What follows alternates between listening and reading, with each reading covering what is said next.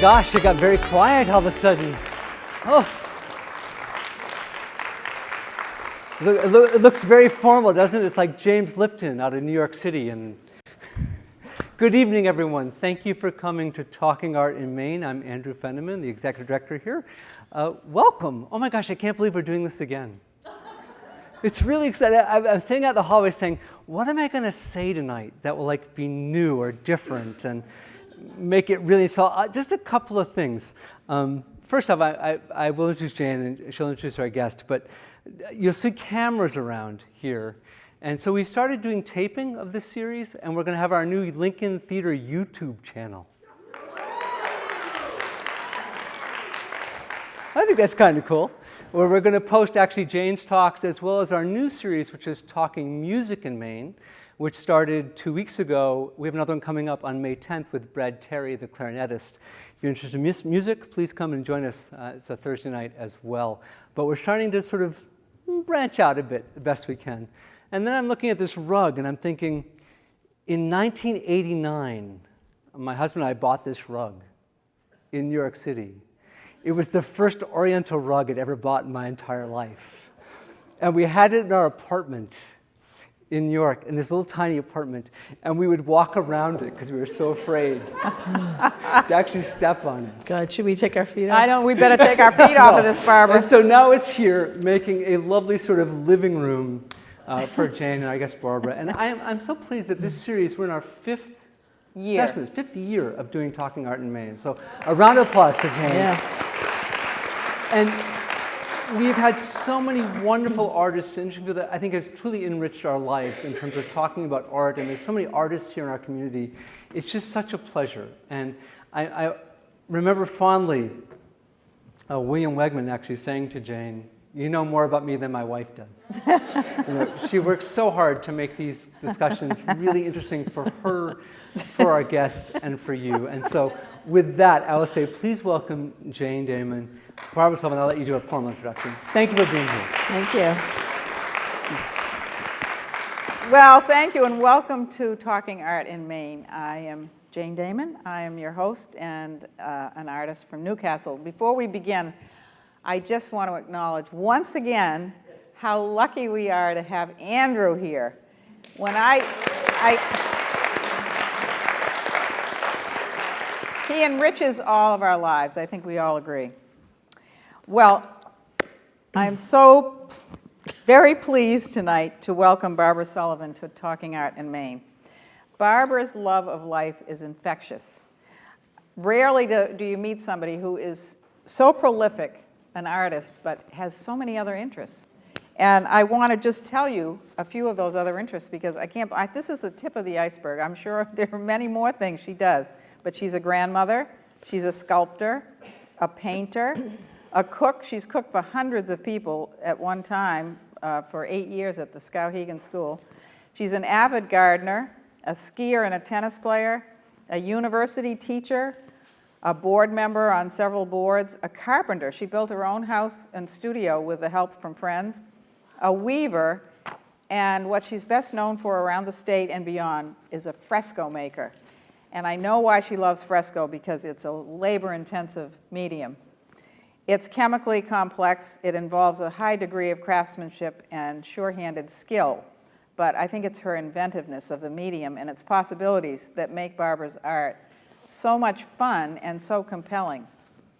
Barbara was born in 1950, and her parents moved up from Boston to Maine, to Fairfield, where they had a farm. Her father was a doctor, and her mother was a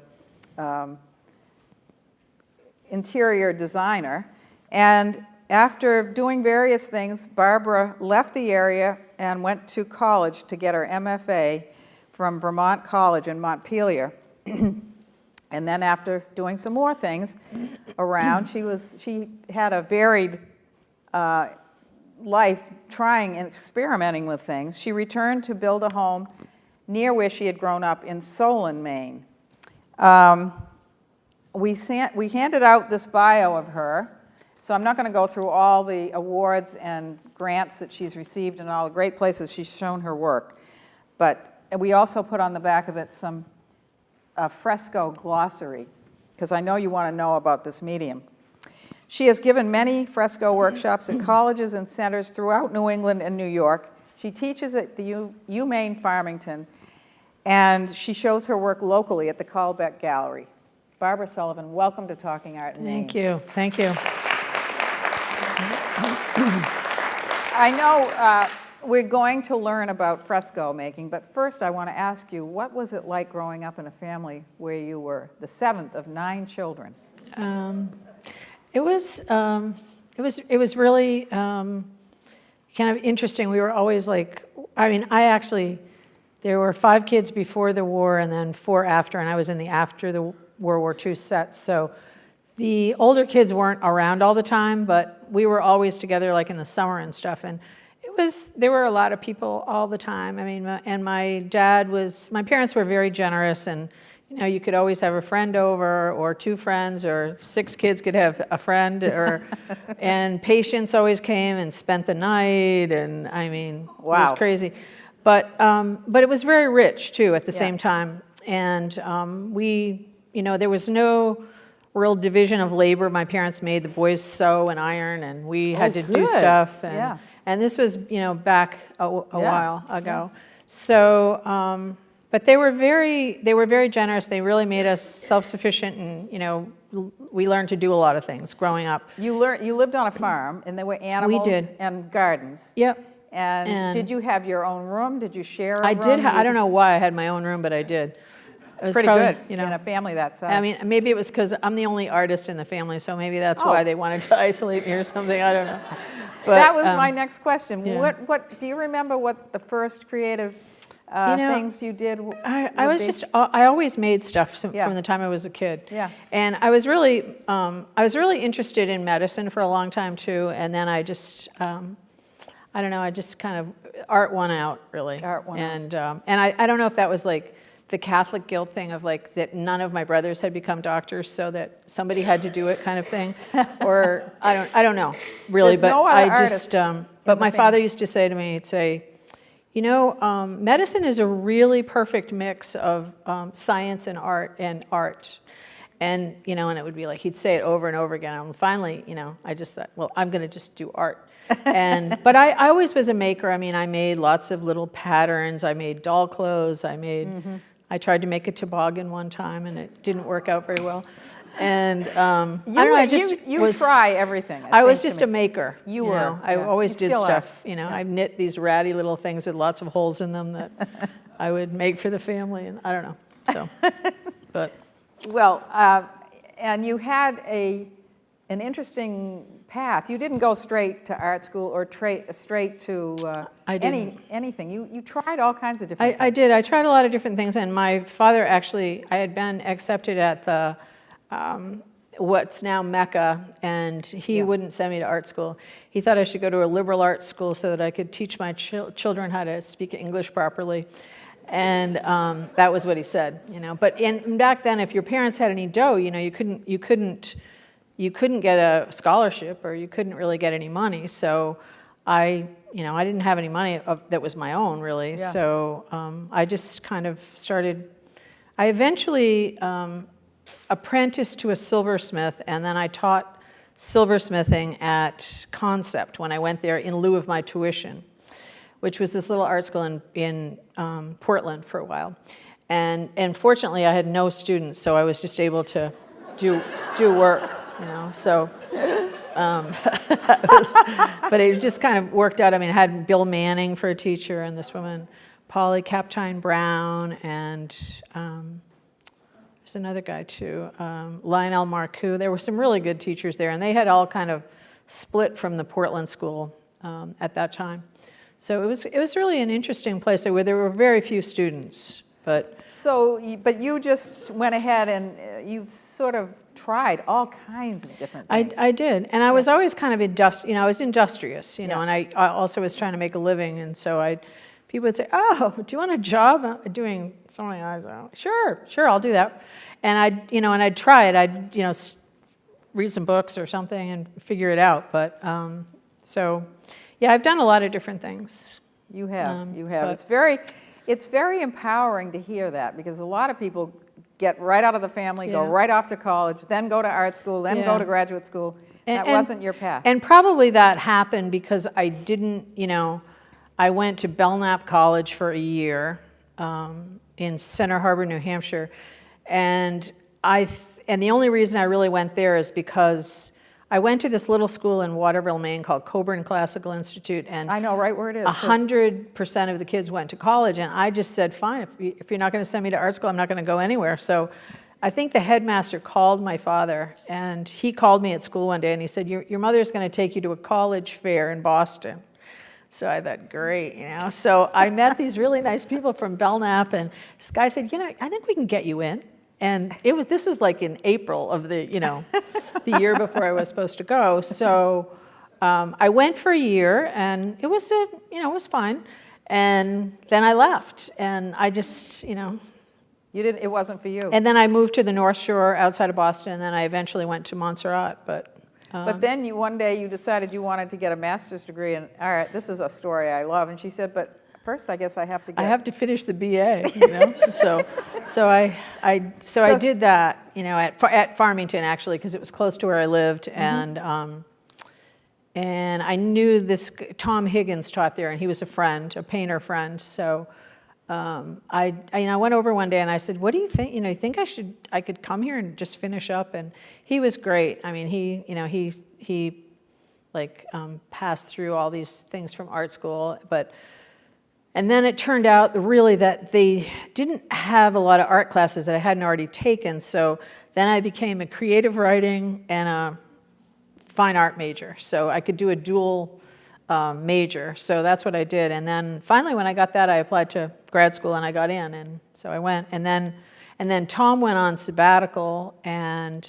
just asked if I could, he said, do you think you could cover for me? And it's like, they don't really teach you how to teach when you get an MFA. No. So they don't teach you too much when you get an MFA. No, they don't. So, I mean, they teach you a lot, but there certainly was not, so I really had no idea other than they teach you, but they don't prepare you thinking for about things. people that I had for teachers, well, what did they do? Yeah. So I thought about that. And then I've been teaching there ever since. Did anyone influence you along the way? I mean, when you were in graduate school, was there anybody in particular who? Yeah, I worked with Faith Wilding, who was great, and then I worked with this guy, Doug Ashford, who was really wonderful too, and Janet Kaplan. I mean, we had a really wonderful faculty and stuff, and it was perfect for me. I mean, I had a teenage daughter, and I really couldn't move to New York and enroll in a program. I had to do a low residency program. And Vermont College was really one of the early ones. It was kind of fashioned after Goddard. There had been this guy, Roy Levin, who started it, he had been at Goddard. And so you had already been painting for a while before you went. Yeah, since the 70s. Okay. So now we're going to see some of your 70s paintings. You started out painting portraits and other people. And just everyday stuff that was around, really. Yeah, I love your subject matter. Well, here's a painting of you feeding the dog. Okay. And then these came really in the 80s, I think, when I was, it was actually after I had done a lot. I painted I painted like 52 neighbors one winter when the Gulf War was happening, because I just felt really, we would have all these war meetings. Well, they were really anti-war meetings, but right. And I painted all these people, and then the people didn't show up. And so I'd have all these canvases ready, so I thought, well, I'll just start painting myself. And that's when this series happened. Did you mean these to be funny, or did you know they were funny at all? I didn't until I showed them with the staff at Skowhegan, and these people were like rolling on the floor, and I'm like, I was just like concentrating, trying to paint these things, because they were all painted from life. They're not painted from photographs or anything. Oh yeah, no, they're just great. So I just love them. And then eventually I picked up on the ironic part of it, but I didn't think I hadn't really shown them to anybody. Yeah. So. You've all seen them as you've been sitting here, but I just absolutely love them. Putting on lipstick. I mean, all the private things that you do every day. Yeah. And who's Tim? He was a guy that, he was a student at Skowhegan, and he and I painted one another. And we were gonna, I think, anyway, it just turned out that I think he decided he didn't really want a painting that I did of him. So we switched the other way. You know, we painted each other, but then I got him back and he got me or something. I can't totally remember, but. Well, he should have taken this but- one. This is a beautiful painting. Eating an apple. Tell us how big they are. They're actually quite small. They're 17 by 12. And I would make these really long stretchers of them, and I just separated them with a, you know, like a carpenter's chalk. So for they're on every 12 inches. one piece of, what is it, canvas? I know or- I started painting, these are like these diptychs, but a lot of the ones I painted of the neighbors were all like, some of them had like 10 pieces on one canvas. And the reason that they're this size is because I had this old junky mirror that was exactly 17 by 12. So that was what I used. And I was really trying to just anything that I could do that was an everyday thing that was sort of private. I mean, you don't want, we all eat in front of people, but you don't want the mayonnaise hanging off, you know, or The spinach and the or teeth. the spinach, or you know, you don't want, people don't watch people put makeup on particularly, you know. And so I was trying to do these private things that we all share in some way, Right. that we all have this commonality. Well, they're very private, but they're also universal because Yeah, we do them all. yeah. And we recognize exactly what's going on. Yeah. I mean, So that's really it's what they were honoring about. the everyday. Yeah. This one is so funny. So, but, you know, but really when I was doing, actually Bill Clinton he got in the night I painted this. I remember I couldn't believe it, somebody that I voted for got in. I couldn't believe it. And I remember painting really late, and You were happy. I was happy. Yep. And- Q-tipping your ear. But.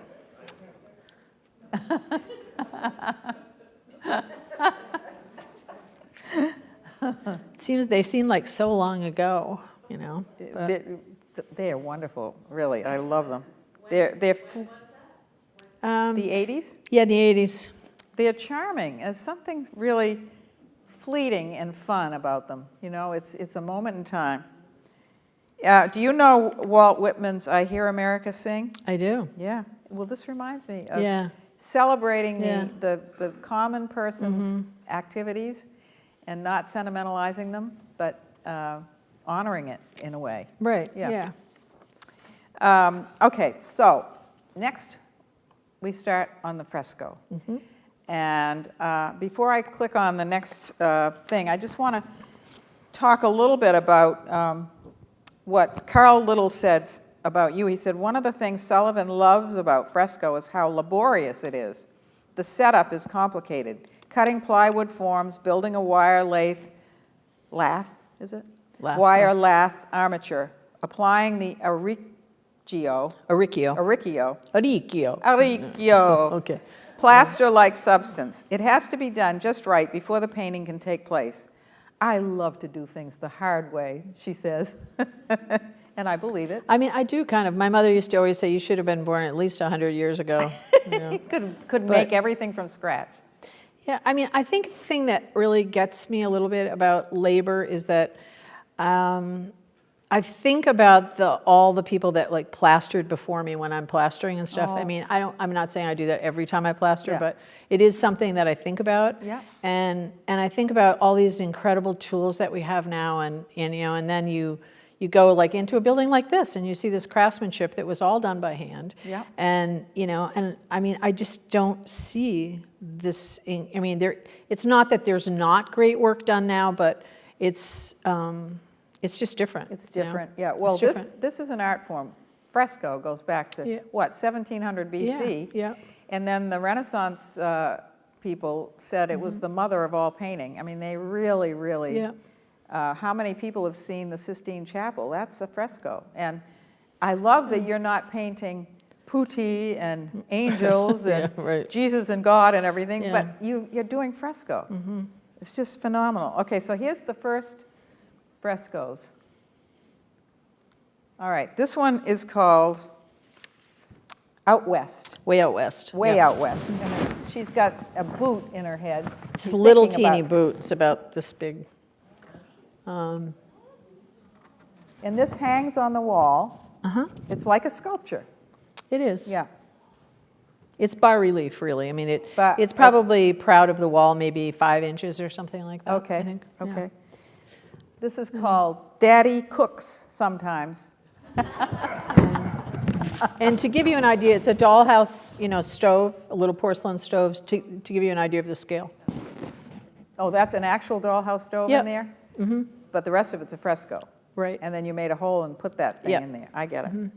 It's like an altar, kind of, Yeah, yeah. little. Okay, now we've got, these are two different separate, I kept them on the same slide, but the top one's called Headache, and then, I don't know what the second one's called. She's holding a bird. It's called Holding Crow. Holding Crow. Okay.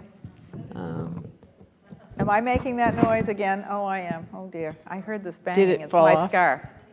Oh. Oh, it's a paper. Okay, that's better. You make what's called bon fresco. Bon fresco. B-U-O-N. Bon fresco. Which means good or real fresco. Yeah, it's real. So how is that different from something else that's not real? Well, I mean, a lot of people paint plaster once it's dry. This is painted when the plaster is just damp and you can push your finger into it, just a teeny little bit. And what happens is I grind my pigments with just water. And the reason that I'll just say this first, that if you have oil paint, it's just these little teeny particles of pigment that are ground together with oil, and that color is suspended in the oil. If you were to make watercolor paint, you would use glycerin or gum arabic to grind the pigment together, and that's what keeps it together. But in fresco, you're actually grinding the pigment in just water, and then you're using that liquid to paint, because you've got to paint with a liquid or something, soft. And you're painting into the wet plaster, and the carbon dioxide in the air mixes with the calcium hydrate in the plaster, and it actually sucks it into the plaster, and so they both dry together. So it's really, I call it, it's like the vehicle for the paint, for the pigment, really. But you do have to. How long do you have to before it dries? It really depends on the humidity and Oh. I used to heat my studio with just wood stoves, but now I have a couple of Rinnai heaters in there, and it's amazing how I have so much more time to paint now because the wood heat was so dry and you know how wood heat will just go up and down kind of, but it's not like that even. So it's very different. And I have also figured out ways of, I had to pick somebody up at an airplane one time, or at the airport, and I wasn't finished painting something, and I thought, well, I've got to go get her. So I covered it all up with plastic, and I came back, and it was okay to paint, and so I finished it that night. Because you can't go back. I mean, once, Yeah. the thing about, the reason you have to do it right now is you can't correct anything. Once you've done Right. it, that's it. That's it. Or you break it and Yeah. do it over again. Yeah, and you have to. The other thing is that if you don't paint it all at one time, the color changes because as it dries, even just a little bit, the color changes.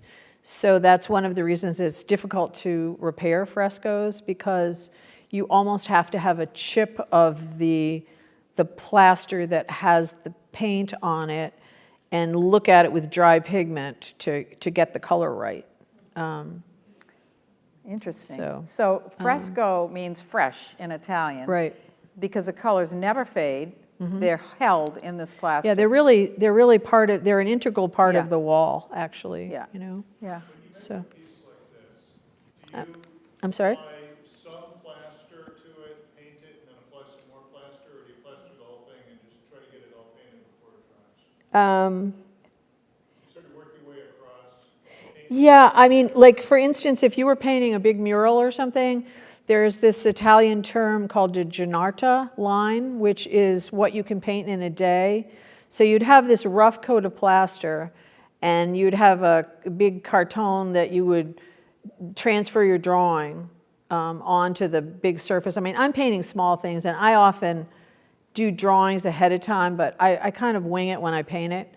And but if you were painting a mural, you would have a you'd plaster just what you could paint in that day, and then you'd bevel the edge of the plaster, and then the next day the finished plaster would come in, and then you would paint that next section. And you can often find, if you look at old frescoes, you can often find the Janata line will be in a fold in clothing, or like hidden, so, between like maybe somebody's hair and their face or something.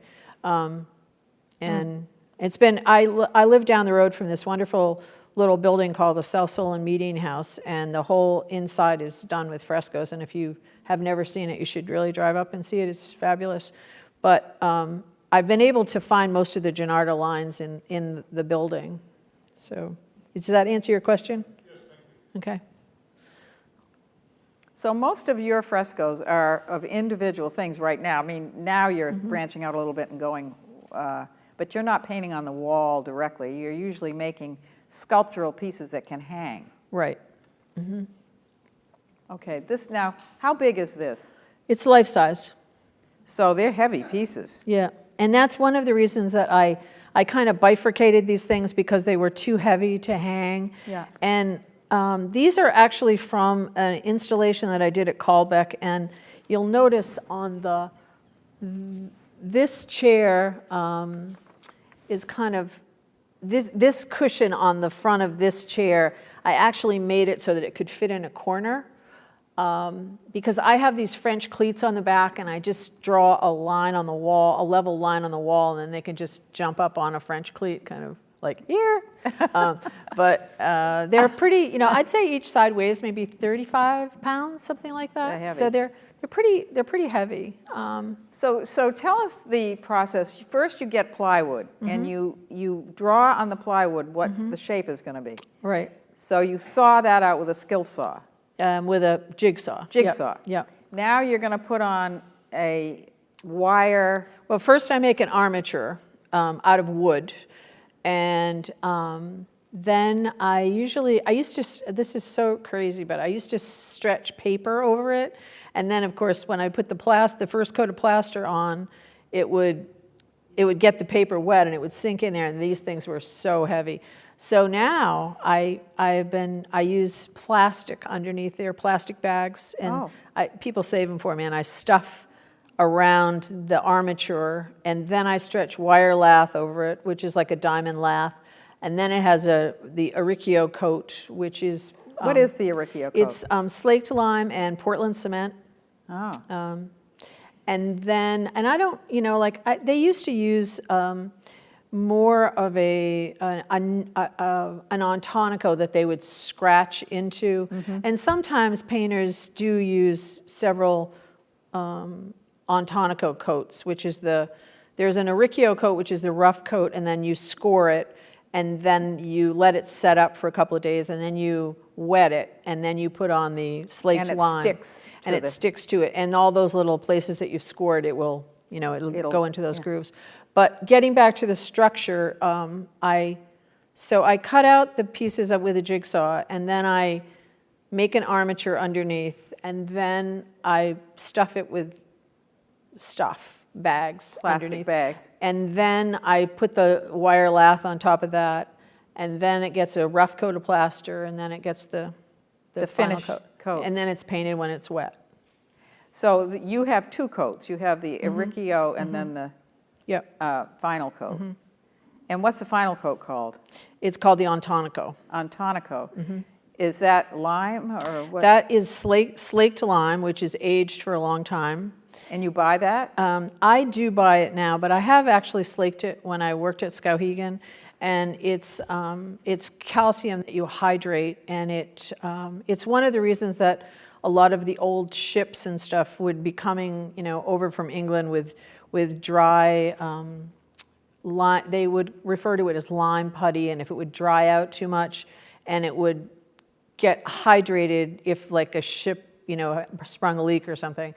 And what would happen is if it doesn't have enough water, it will ignite and actually burn. I mean, I've seen it, and you don't want it to ignite because then the plaster gets all these little cinders and stuff in it, and it changes the color of it. But when I have slaked it at Skowhegan, if you don't, we would really kind of totally figure it out, and there'd be somebody there with extra water so that, would be there with a hose making a putty, and then you would age that putty for, 10, 15 years before you can use it. And then I use granite dust if I can get it here in Maine, or I used marble dust to mix with it for an aggregate. And you really have to mix something. It's probably some of you have made pottery before, and if you put grog into clay, it doesn't shrink as much. Yeah. So it's kind of like that, and it makes it stronger and the surface harder. Wow, there is a lot to it. Tell the audience how you came about learning this at Skowhegan School. Well, I was the cook there for 8 summers, and they had an extra studio, and they asked me if I wanted a studio, and I said, yeah, I'll take it. And so How many people did you cook for? About 110 with the staff and everybody. Every day? 3 times a day, except for Sunday we had brunch and dinner. No breakfast. So it was kind of like, I didn't have that much time to really work in the studio, but, No, I would say but I made time, and the studio was near the Fresco barn where they teach frescoes. So I just kind of took to it, right away. And then I made about 5 flat frescoes, and I wanted to do something shaped. And I had really started art school as a to go into sculpture, and then I ended up as a painter. And I still consider myself a painter, really, because this is painting these are sculptures. painted, painted surfaces, really. Yeah. So, Yeah. but It's a anyway. great story how you got to it. But- Now, I love these. This is called Debbie at Work. Right. It's an installation which you call scenarios. Yeah, that's what I started calling them. Yeah. Carl Little again, he says, Sullivan's series depicting women involved in domestic activities had great success at the Morgan Rank Gallery in East Hampton, New York in the late 90s. She had been leading a fresco workshop at the Art Barge in Amagansett when Rank asked about her work. She sent him postcards from previous shows. When she didn't hear back, she sent him a fresco telephone with a note that read, "Call me." He thought it was hilarious and asked her for as much work as she could send. Sorry. And then he went out of business. Well, we don't need to know that. But But this, how many times haven't we felt like we were coming apart like that, Oh, I standing know. at the stove? And I mean, your sense of humor is just, but now this is supposed to be funny. yeah, I guess yeah. But no, it isn't. Well, It's your life. it's my life, Yeah. really, but it's also, I mean, I think part of the humor a little bit comes from, like splitting these pieces. When I started splitting the pieces up, it was really because of the weight. Yeah. And that was before I started putting those plastic bags in there, because the newspaper would get wet, Heavy. and it was ridiculous. They were so heavy, it was Yeah. like crazy. And so then I started intentionally kind of splitting these pieces up, and just kind of thinking about the figure like paper dolls or something.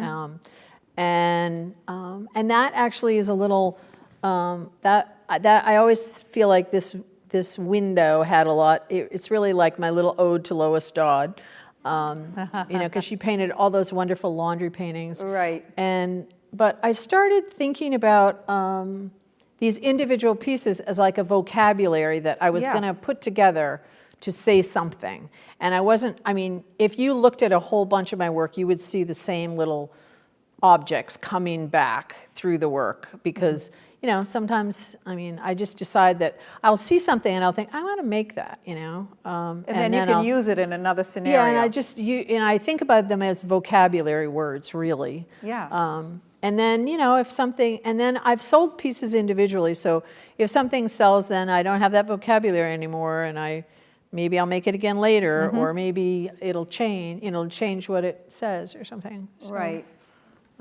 But it's a clunky medium in a way. I was trying to, animate these pots, you know, and have them like boiling over and stuff. Oh, And it's great. They That's what don't you've really done. look like that in a way. You know? Oh, they I do. mean, They're very you know, animated. but And she is falling apart. That's what I like. Yeah. How many times have we felt like that? yeah.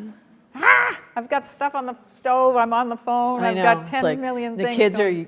are on your leg or something. But, Right. you know, so. Yeah, it's very, there's a charm to it, as well as being really beautiful stuff. I love it. And once I figured out, you know, to just use the wall as a ground, I felt like I could really say it a lot in some way, you know. Right, you're making And- a scene. Yeah, and it with the wasn't wall like as just the this ground. piece, this piece, this Yeah. piece. I mean, I could kind of create this little environment Yeah. somehow that was totally nuts. I mean, you know, the audience would have to put it together. Yeah. It wasn't, you know, and which I mean, I wanted the viewer to work a little bit, you know. I mean, come on. But, Well, it's very engaging. I think you yeah. want to engage the audience, and that's certainly. And here's running late. And that's a big one, huge. it's pretty tall. Yeah. Yeah. It has a real presence. I love the looks of it. How long does something like that take you to make? I don't know. It's maybe a week or something. You know, I don't know. I mean, Here's another scene. she's actually the lady that lives in this apartment. The lady that you just saw. So, One room efficiency, this is called. right. You really have to take your time and look around because there's a lot going on. When you say that the prior figure was tall, what do you mean by that? 10 feet or? I'm sorry. When the last one, how tall Oh is no, that? she's probably only like, I don't know, 6 feet tall. Yeah. She's just a little shrunken. This one. She's shrunken, yes. Well, here's another quote. Alan Crichton, founder of Waterfall Arts in Belfast, said, "Sullivan makes high art and masquerades it in low art clothes, aprons, nail pouches, and hairnets. She is constantly questioning the old expectations and conventions. By doing so, she gives literal weight to what is ostensibly light and mundane and opens the door to who we are when we walk in a room and turn on the light." You know, you do keep pushing the medium into new areas, which is really interesting. Yeah. Well, I mean, I'm trying. You know, I have to keep it sort of. I want to grow. I want to Yeah. keep it fresh for Yeah. myself. Yeah. You know. Yeah. I mean, but. Okay, the next one is called Beauty Salon, and you had a sound system in there called Hair Conversations. Yeah. Well, I went to this was actually a part of a whole room in this gallery in Bangor called Clark House, which isn't there anymore. But I went to a beauty salon and I recorded conversations and, you know, kind of like, what's that movie that, kind of like Steel Magnolias? Oh, right. And then I had a barber chair that I made that had this little switch that it was like an outdoor light thing that went on, and so this tape would click on, and so people would come in the room and then they would hear this verbiage from the salon and some music and stuff. And except that every time I went to the gallery, they never turned it on. So I don't, you know. You needed something they could walk on that they didn't know they were turning Well, on. it was it was a light Oh, sensor. light sensitive. But the people in the gallery never turned it on. But Oh, no, that's too bad. I mean, these are environments, and they are a record of something. Yeah, Because, you know, I don't know, maybe we won't be going to the hairdresser forever. And yeah, we it's probably won't. It's a record. We'll be able to do it online. Yeah, I know. Virtual hair. Helmets. Helmets. We'll have Yeah, helmets. right. Yeah, put on your helmet and then take it off and it's all done. But I think of them as a record of our experience. Yeah, kind of. And I think, you know, this is very nostalgic to me. I mean, it kind of reminds me of, you know, waiting for my mother or going there and getting that horrible haircut that, you know, like the summer cut, you know, that you didn't really want. And oddly enough, these remind me of Madonna's, the heads, in some odd way. I don't know. Oh, with a you know. halo. Yeah. Oh, kinda. I see what you mean. Oh, I like that idea. But they're very, I mean, I have no idea who the people really are, other than that it's just some nostalgic thought. And we all have been there. And Oh, that's yeah, what's yeah. so great about it. Okay, this one is called Pantry. I love this. This is beautiful. Now, tell us why and how this came about. Well, I used to do a lot of canning and stuff, and I was also thinking about like what people keep in jars, and I tried this little experiment where I started out with one jar, and that was what I used for the template for the whole thing. And every single one of these jars is a totally different size. I mean, by, a small increment, but I mean, they look like they're sort of the same height They and do, stuff. yeah. But if you look at them, they really have the presence of the hand kind of, and they're Yeah. a little bit odd, each one of them. But I traced them all from, I still have the original jar that I traced them all from. Because I had made this, and then I sold them individually, and then I finally put it all back together again. And I Made more of them. I remade the grid, Yeah. because I had sold not all of it, but holes of it, and I said to Cynthia at Callback, I said, I'm not making any more of these. It's going to have to. I hope somebody buys it, and somebody did from California. They actually whole bought thing. the whole thing, Oh, which God. was great. Yeah. Because I really did want it to be together. I mean, that was kind of the intent of this this idea of preservation and bugs and things that you want to keep in a mason jar. And somebody actually asked me why didn't I make them with those old mason jars, with the bale and stuff, but I Eh, didn't. This is But good anyway, enough. So, Yeah, no, I love that.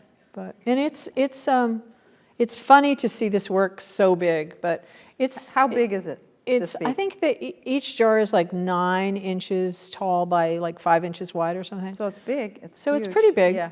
Yeah. I've seen some of them, I think, at the Callback, way back. Yeah. Yeah. Yeah. They were around for a while. Now, this is a little different. Now you start using a Sharpie to draw on the wall, right? Tell us about that. I did these very large drawings that were on photo backdrop paper, and the paper is 9 feet wide by like however long you want it, tall you want it. And anyway, I just decided to do these. I had this idea that I wanted to like change this ground that I was using, this white ground, and maybe try to make some kind of context for the work. So this is called Mother's Desk, and so all the colored things that you see on there are bas Fresco. relief, and they're frescoes. Everything, the rest of it's just a drawing. And I wanted to use kind of cheesy materials compared to the fresco. And so this photo backdrop paper is horrible stuff. I mean, it's beautiful bright white, but it's very brittle, and it crinkles and it rips and it I mean, it's not very forgiving. And these are just Sharpies, a different width Sharpies. So why did you want it to be so different from, because you're... Just as a contrast to the Contrast. fresco, Contrast. that it was kind of this quick thing that photographers roll down. And I really couldn't afford to buy like some good Arches Reeves paper or something to draw on. And you often can't find it that big anyway. No, not So, that big. So I bought these big rolls of this stuff, and it was a nice freedom too. And I also had been teaching drawing for a long time, and I had read all those great stories, about Matisse, in his late life, drawing on his, he'd have an assistant that would put chalk Big chalk on a piece and of- he'd draw like on the ceiling and stuff while he was lying in bed. And I just thought, I want to draw something big from a distance. And Did you draw that from a distance? yeah. It's not easy to do. I'd put these Sharpies on a big stick, and then I'd get up close for some of it once I got it mapped out, but not these were really more line drawings. Like we'll get to some I think that are more complicated. That So the reason being that you wanted it removed from too close to your hand, Yeah. give it some freedom. right. Yeah, I've And- tried doing and that. It's hard to do. It's hard to do. Yeah. It really is. But it's But nice it has it's nice to be able to step away from it, because you Yeah. can't draw something that big up close. It just doesn't Yeah. doesn't work. Fairfield's Closet, and that's Fairfield It's a little Porter. painting of Fairfield Porter.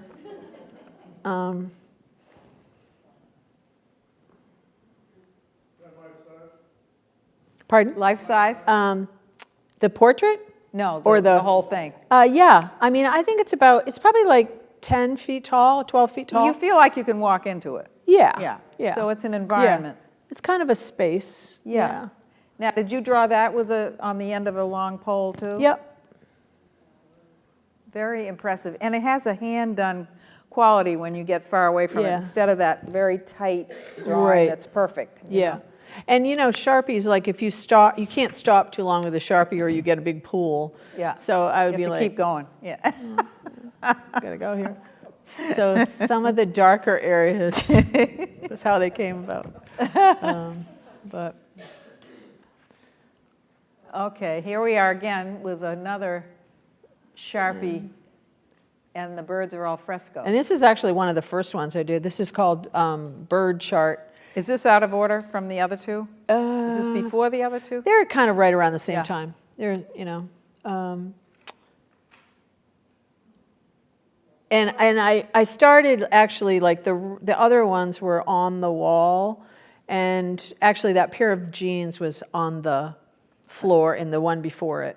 So that came into the room a little bit. This is like a pair of jeans with Folded up. they're actually, it's like when you drop your trousers, kind of. It has underwear and stuff in the inside.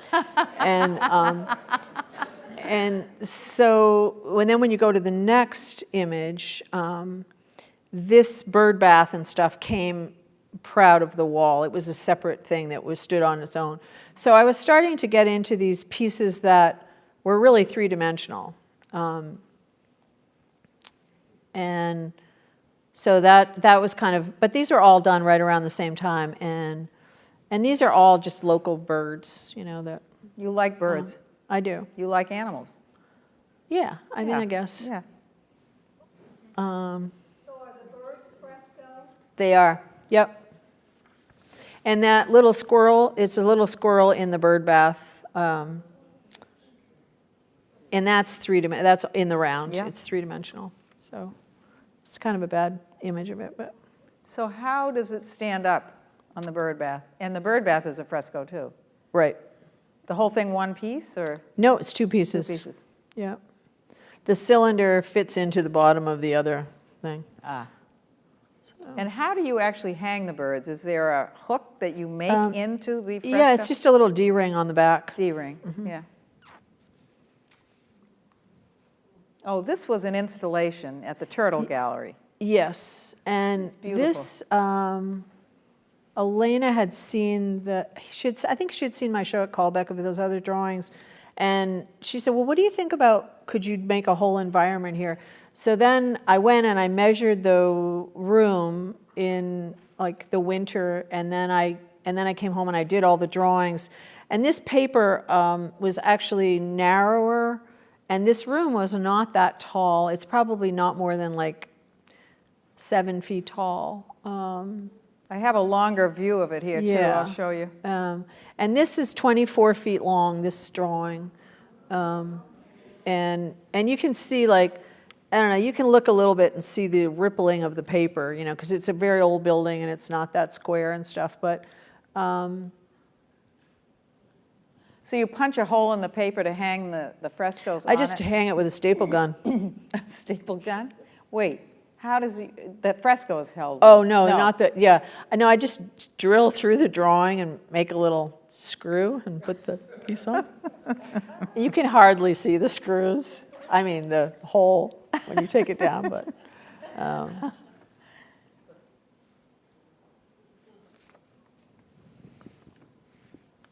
Okay, now this one is, you're starting to do, again, something a little different. You've flattened out the chair and you've done a drawing on the chair, which, again. And this is- actually came out of those big drawings, I got this idea to like take an object and make an image on the object that had, like nothing to do, I mean, you do see like tree fabric on chairs and stuff, but. But this is definitely a But- flatter chair than you would Yeah. ordinarily do. And I just drew this scene, you Yeah. know, just directly with pigment onto the wet plaster. Yeah, So this is really a fresco.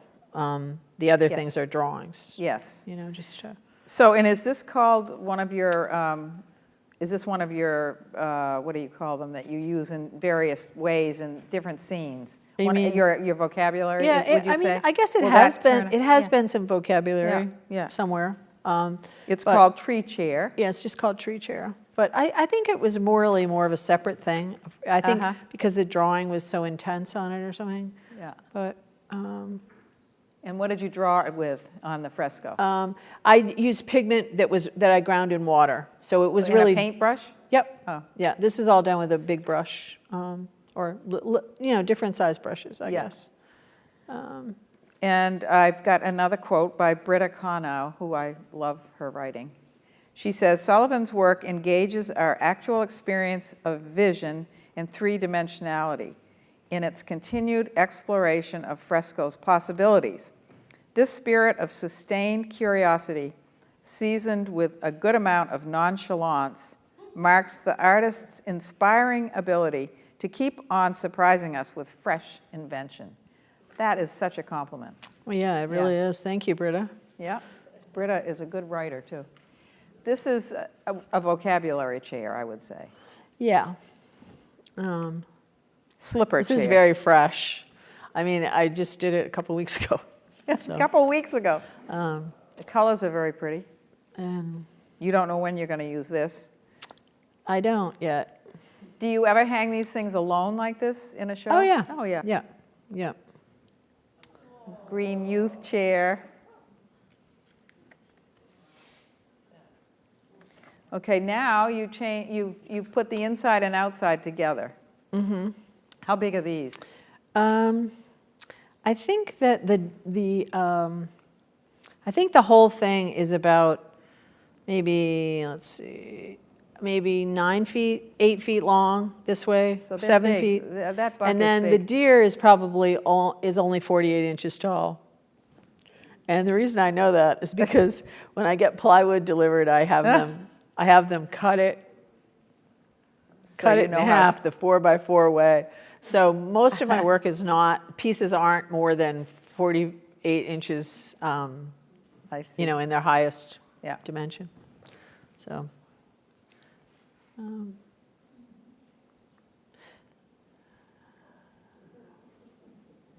I love putting those two things together. I mean, something very I've disparate about them, and they been go wanting well. to do it for a long time, and I don't know, I've just been thinking about, you know, just kind of what you see out your window and how it is a contrast to the inside so much, but, or when you're inside, you're thinking about being outside, or, Yeah, you know, yeah. the other. I've actually done paintings where you see the outside. It's Mm-hmm. not just the window, but you're actually looking out the roof and inside the house, just for fun. Yeah, no, it is fun. Okay, now this is a little different because you're drawing on a Sharpie. I mean, on a Mylar sheet. Yeah, and I'm actually using paint too. Oh, this is a paint, This is not a... acrylic paint on Okay. Mylar. Ah, So it really has a different feeling than the much different. Yeah, and I see the drips Sharpies. now, of course. Yeah. Yeah.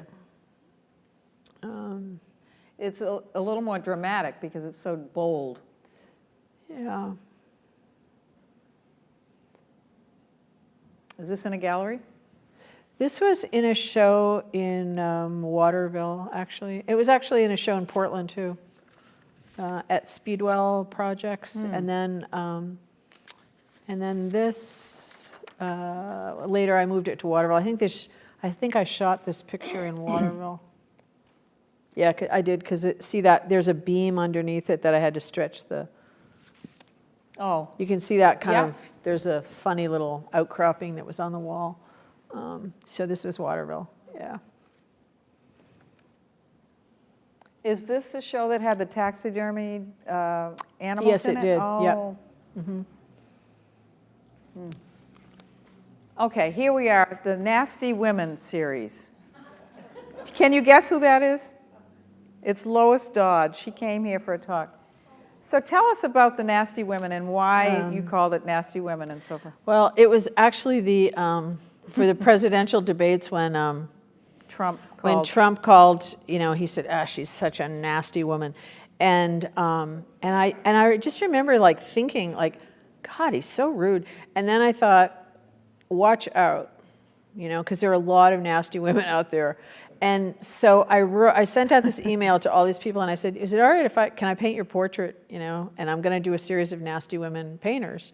Nasty women artists. And so everybody's like, yes, So I got back stuff, and a lot of times they would say that they were going to send me a photograph, and they didn't. So I would get stuff offline, and so a lot of these people I painted from headshots I got offline, which, Well, they had given you their permission, so. Yeah, they had given me permission, but I did think a lot about, I thought about their work and who they were and stuff, and I knew all of them. Yeah, So, yeah. I just kind of, and then I did put them, and I ended up painting like 47 people. So. What are you going to do with them, do you know? I don't know, most of them I've given them away so far. Oh, really? Yeah. How big are they? They're really little, they're 8 by 10. You could put them all on a wall. It would be quite interesting to see them all together. You know who that is? Catherine Bradford. She was here.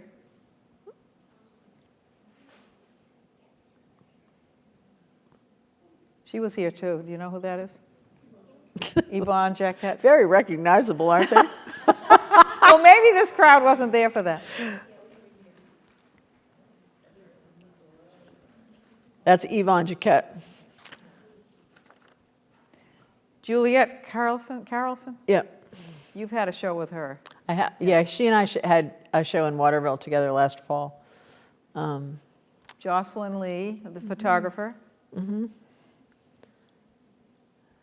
I don't know Julie Searles. She don't lives know. in my town, Sullivan, and she's really an interesting photographer. She's done all this documentation of the Back to the Land movement and the people who taught the Back to the Landers stuff around the Skowhegan area.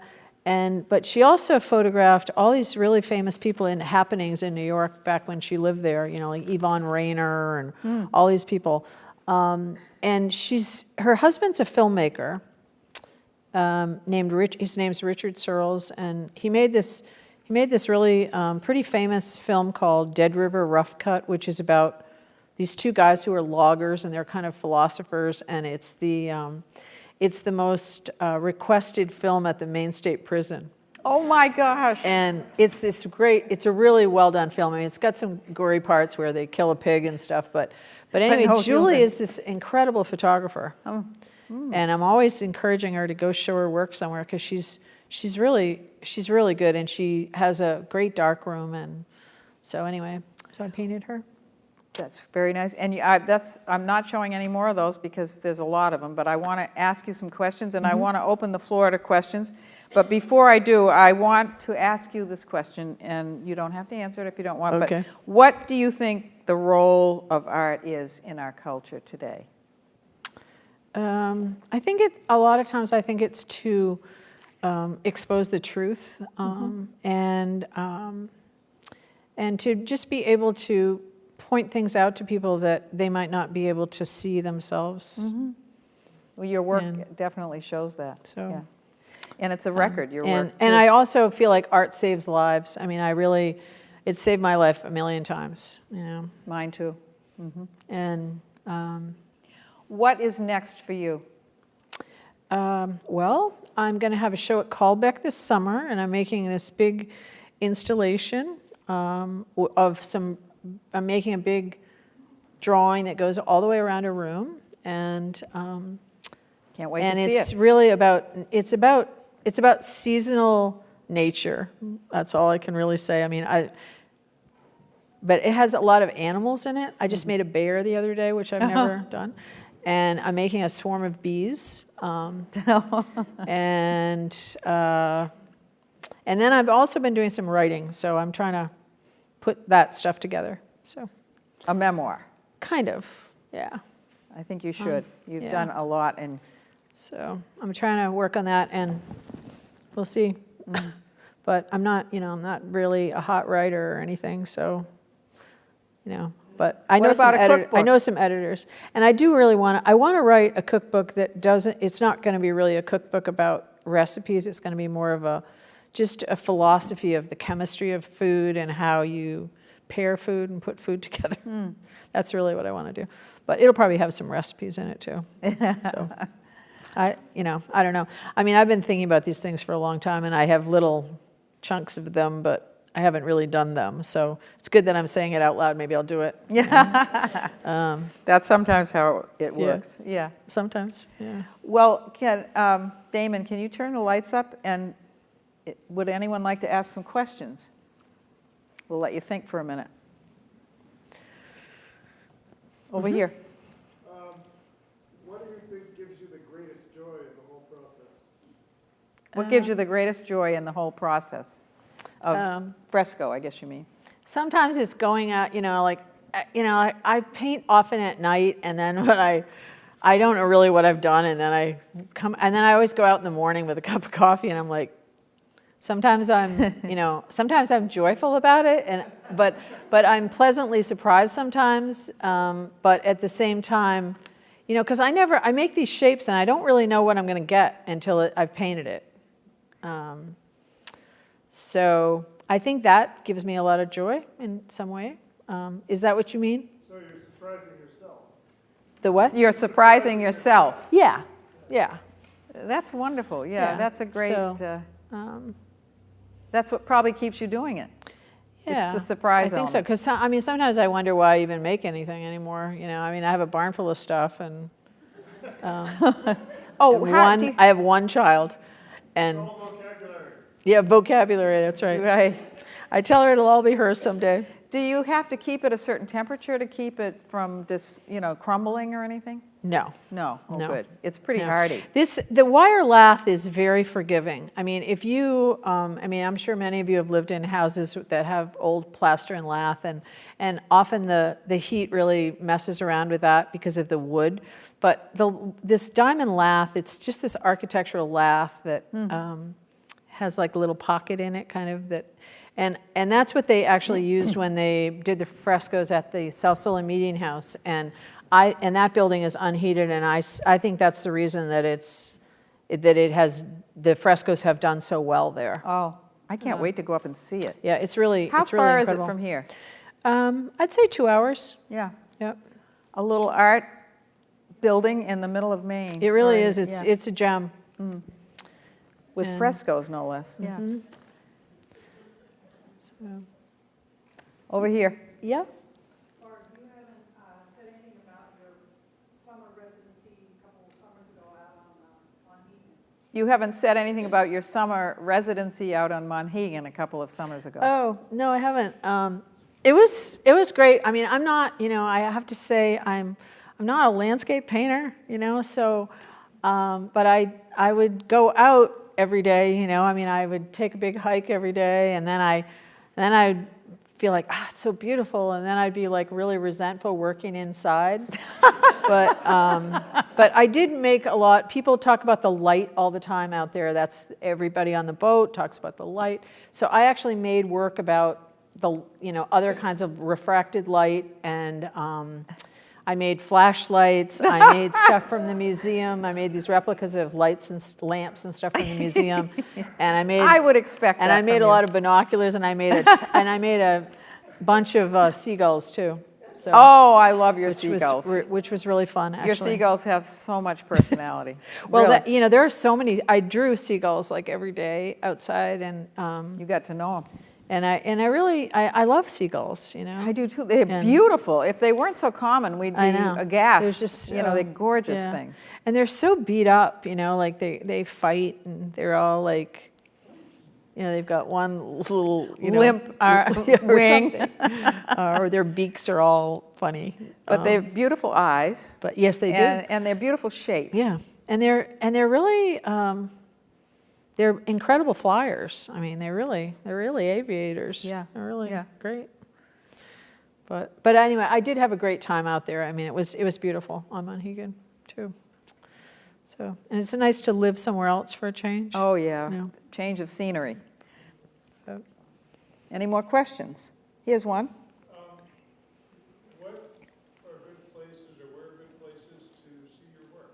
Where can we see your work? I'm represented by Callback Gallery in Rockland. That's very And- close, not far at all. It's a And wonderful gallery. And I have a percent for art that's owned by the taxpayers of Maine.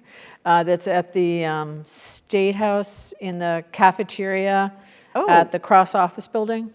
Oh, I think I saw something about that. Yeah. What are the frescoes? It's called, let's see, I have a little title for it. It's called, it's not food process, it's like, I don't know. But it's food. It's all about Maine food. It's about blueberries and apples and sardines and lobster and, Oysters, no oysters. No. mussels. Yeah, there are some mussels in Potatoes. it. Oh, and potatoes, thank you. Yeah, potatoes. That's the big one. So we can go to the State House and find it. It's in the cafeteria? Yeah, it's in the, and you can go in there and you can really get a pretty okay lunch too. Oh, really? Yeah. Yeah. And it's a very odd build. I mean, the architects didn't tell me things like that there was going to be a fire thing here, or, and then they said, well, you got to put that blueberry picker up off the table because we don't want any kids getting spaghetti all over it or what, because they'd bring all these school groups through and stuff. So some of this stuff got really hung in these weird ways that I wasn't expecting, but my delight was this, I made this giant thing of French fries, and it had this striped box, kind of like a popcorn box, and anyway, it ended up, I put it really close to this fire thing, and it looks great together. This red thing with the thing. But I mean, it was the first time I had ever worked with any architects, and architectural drawings really. And they gave me these drawings, and I really didn't understand a lot of it, But this neighbor of mine, that he's a woodworker, and I had to make these fasteners that made sure that the work could not be stolen. So he figured out this system for me, which was he routed the backs, and we put these French cleats in, and then he figured out this little, it was really Ingenious. ingenious. Thank you. I was going to say ingénieux, but I couldn't think of the word. And anyway, he put this little plug of wood that stopped the French cleat from moving, and then he attached this piece of metal, this thin metal to it, and it's pulled down in the back. So if you ever want to go take one, you can get that. Yeah, you can't take it. No, you can't. But anyway, so it was really perfect, that the way he designed this little locking system, and but anyway, that was really a learning curve for me in terms of figuring out, and then they didn't tell me all the studs were metal and stuff. I mean, we had quite a time drilling into the building, but Drilling into the metals. yeah, it was awful. But it was interesting, and it's still there. It's a little beat up, I have to say, like, like they've Thrown there's a spaghetti bunch- at I said, it, or- don't put any chairs over in this area, and there was this whole place where all the chairs have like beat up this one place. So I was thinking maybe I could get myself a job as doing a little repair work. Maybe sometime, I don't know, but we'll see. But anyway, so any more questions? Any other It's hard to thoughts or questions? Oh, here's one.